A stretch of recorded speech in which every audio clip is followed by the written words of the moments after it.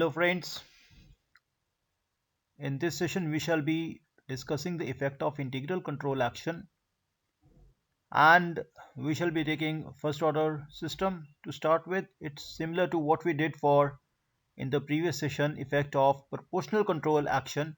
This time we shall be going in for the effect of integral control action, and as such we shall be taking a servo problem, and we all know that for servo problem we take D loading, d bar s loading factor to be 0. There is no disturbance as such, and therefore the output is determined only by this factor. You all know what is gp. It's the transfer function of the process. This is transfer function of the final control element. This is transfer function of the controller, which will be integral control in this case, and this is the transfer function of the measurement element.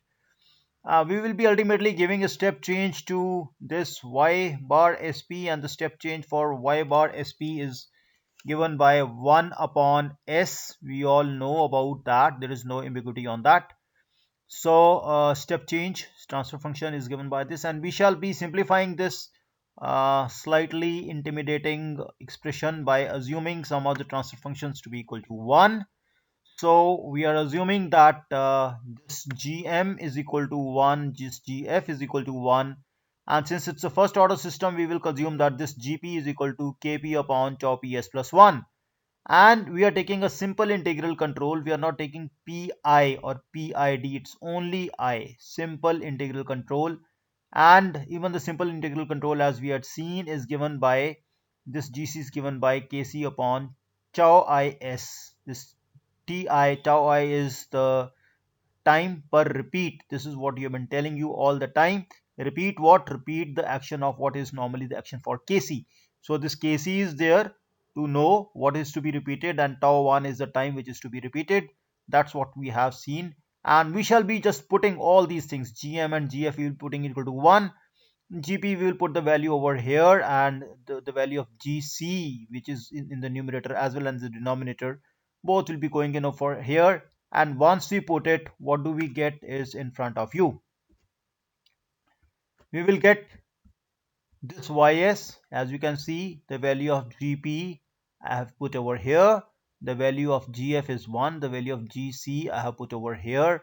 Same is true for here, the value of gp, gf, gc, gm is equal to 1, gf is equal to 1, gs is equal to kc upon tau y s, and gp is equal to given by this value. So ultimately this entire thing, as you can see, will boil down to some quadratic equation in the denominator in terms of s square, because you see that this is s square, this is s square, is going to be there, and all those the coefficients of s square, s, and 1 will be taken in terms of uh, kp, kc, and tau p, tau I, and so on and so forth. This is what you're going to see in the next slide. I think now it's very simple. If you have pen and pencil in your hand along with the paper, and you can always solve it at your end. I'll be just skipping the manual manipulations of the arithmetic and move on to what ultimately it is going to be. It's going to become a second order system. You can all see you will have in the denominator s square, as you can see from here, because of the very fact that this was already containing term s. So the first order system, and this first order system is acted upon by an integral action, and integral also contains the term denominator and the term s. So this s will get multiplied by this s and will become s square, and this 1 will get multiplied by s. You will have the terms of s, and this is the constant term. So this is the first thing you can say even without solving it, that a simple first order process, which was given by this particular equation, is now, after the action of gc, that is the integral control, this first order system will become a second order system. It means that the moment you go in for the integral action, the first order system becomes second order system. This we had already seen in one of the previous sessions when we were discussing the various types of second order systems. That also we had discussed. Now it's getting repeated now in with this new knowledge of the things over here. So my dear friends, what you see is something very obvious. We told you that this tau square s square plus 2 zeta tau s plus 1. Everything will come in terms of a second order system, where you can see that the value of tau is given by this expression, the value of zeta or the damping factor is given by this factor. It's very important to know this. Will be taking into account very carefully that the value of zeta here is very sensitive. It depends upon the value of zeta. Zeta is greater than 1, it is over damped, equal to 1 it is critically damped, less than 1 it is under damped.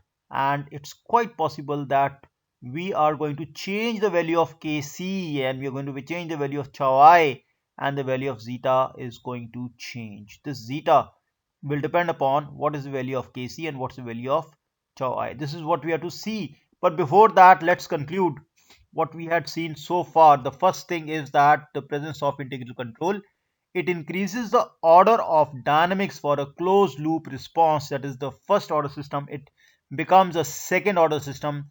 So by increasing the order of the system, its response becomes more sluggish. We all know as the order of the system increases, the response becomes more sluggish. Second order systems are more sluggish as compared to the first order systems. And integral action of integral control alone is expected to make the response of the closed system more sluggish.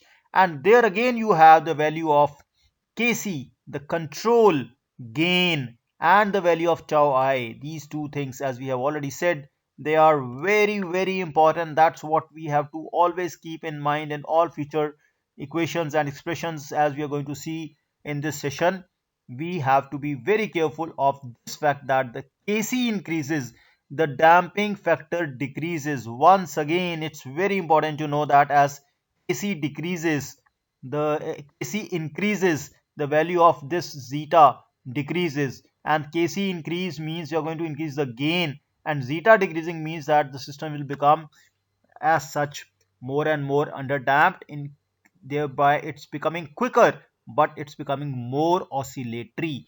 The same effect is there by decreasing the time constant. Again, you know, if decreasing the time constant means you are going to change tau I. If the tau I becomes lesser, and we are going in for more repeats per unit time.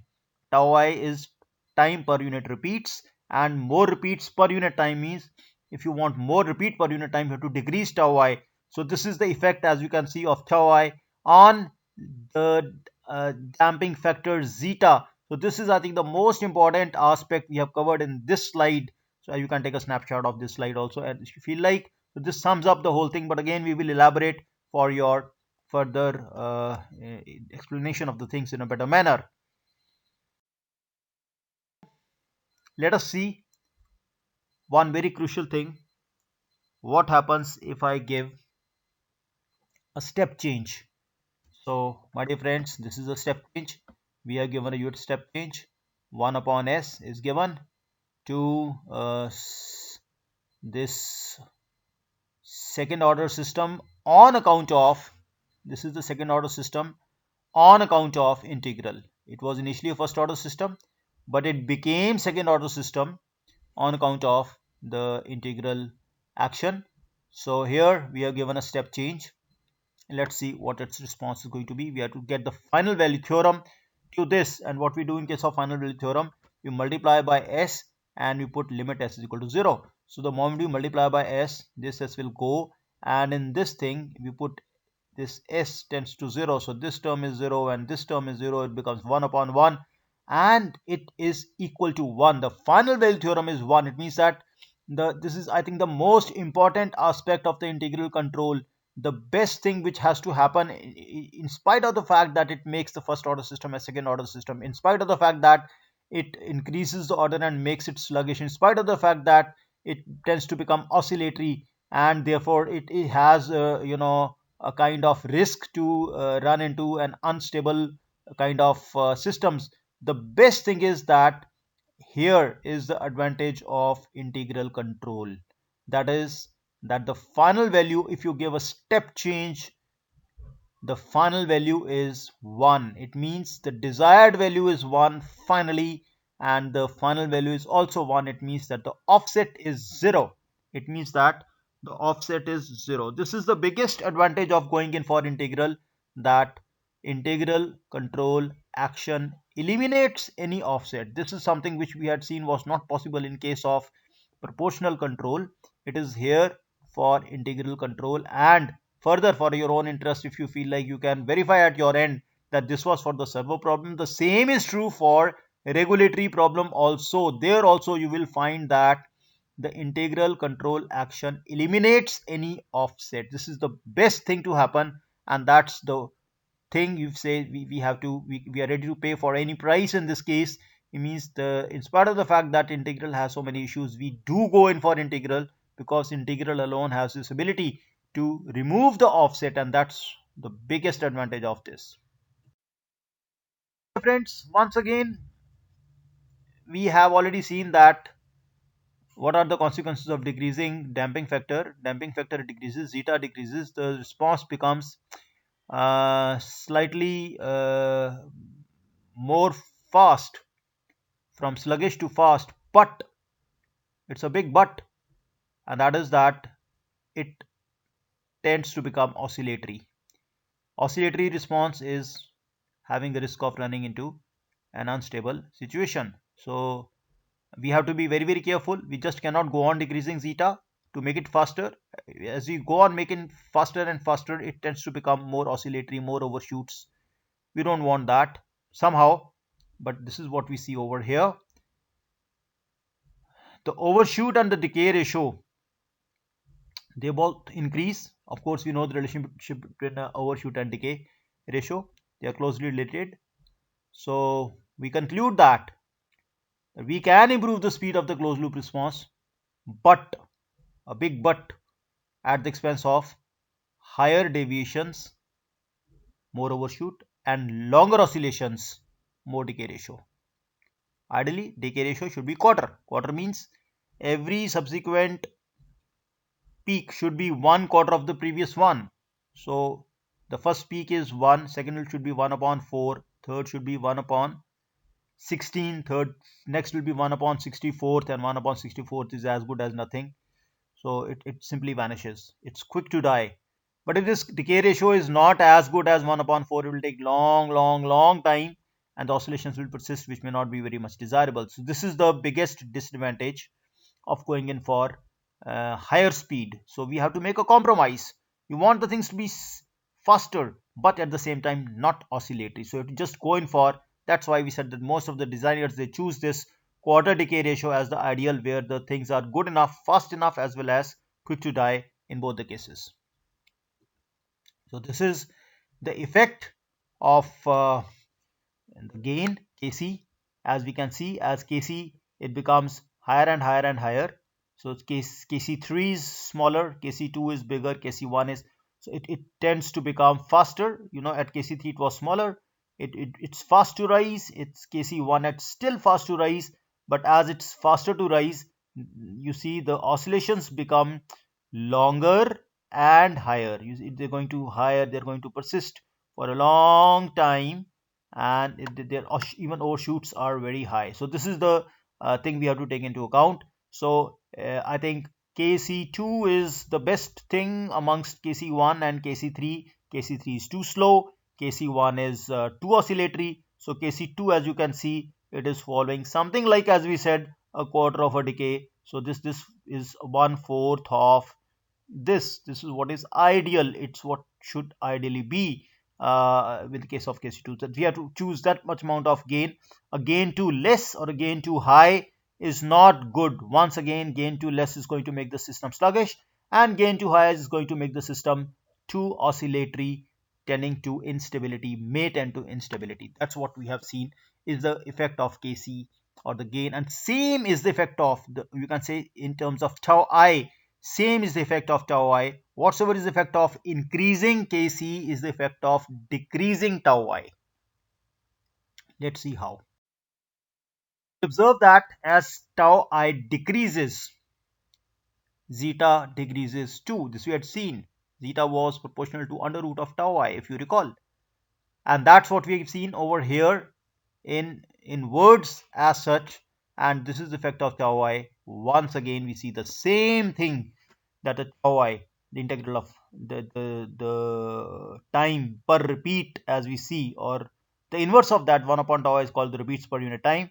This tau I, if it is very small in terms of tau I, this can be leading to very large overshoots, and if it is very large here over here, then in that case this will result in something which we see it's very sluggish. So this is the middle path is the best path, it's compromised one, so optimized one. So this is what we see in all about the effect of the integral control action.